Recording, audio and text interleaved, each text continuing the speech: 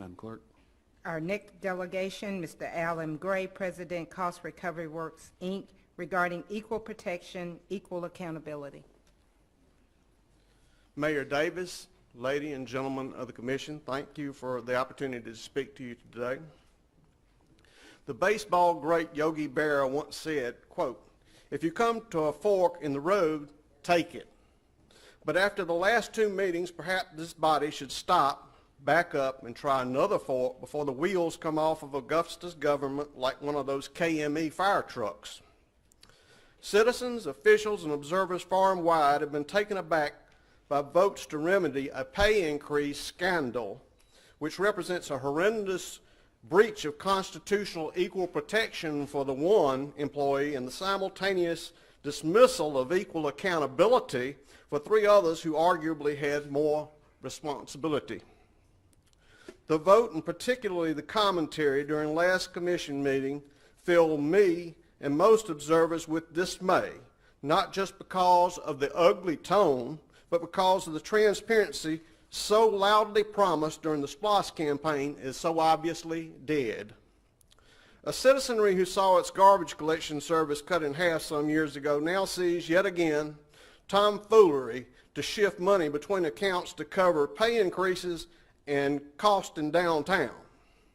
They see the time-consuming machinations that this administration has undertaken to do it during a time in which new SPLOST controls were supposedly a priority.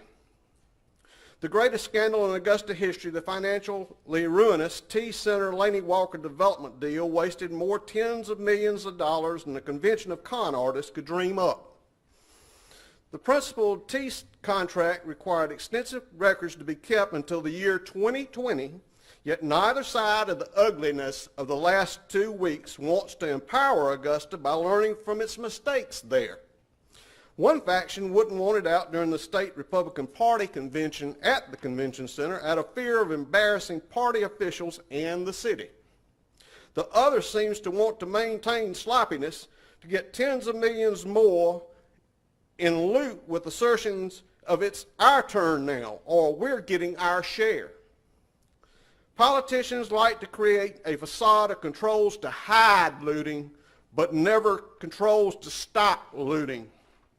With the T Center, Augusta wound up with a daisy chain of expert controllers costing a combined $1,250 an hour, and that's about the midpoint, who controlled almost nothing and rubber-stamped nearly everything. The powerfully written construction management contract that Augusta won was turned into mush at their hands. Why?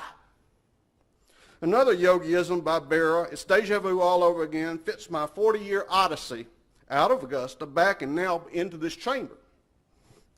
The mid-'70s found me at the Labor Department in Augusta, working to administer the old 13-county CETA employment programs. Fury erupted among the mostly black program management in Augusta that Columbia County had pre-selected an overwhelmingly white contingent of ineligible folks. But then came to the embarrassing finding that Augusta's enrollees were mostly black ineligible folks. A poor, blind black woman with a young lad in tow came into the program director's office to see the Reverend F. Francis Cook.